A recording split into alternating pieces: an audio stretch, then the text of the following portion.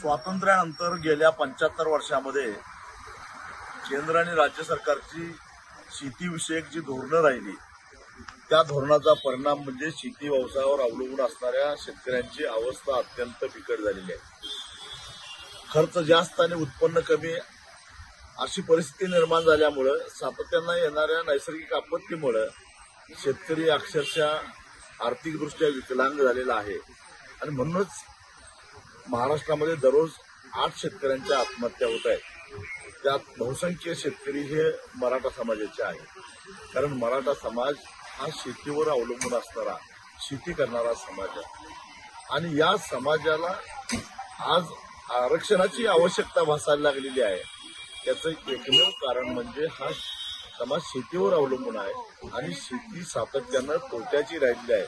त्याला गेल्या 75 वर्षामध्ये केंद्रात आणि राज्यात आलेली वेगवेगळी सरकारं आणि त्यांची धोरणं जबाबदार आहेत आणि त्यामुळं तर सरकारच्या धोरणामुळेच एखादा समाज आर्थिक विपन्नावस्था असेल, आर्थिक दारिद्र्यात सापडला असेल तर त्या समाजाच्या मध्ये त्यांच्या तरुण पोरांना शिक्षण मिळावं, त्यांना नोकऱ्या मिळाव्यात म्हणून त्यांनी जर का राखीव जागांची मागणी केली, आरक्षणाची मागणी केली तर ते काय गैर नाहीये।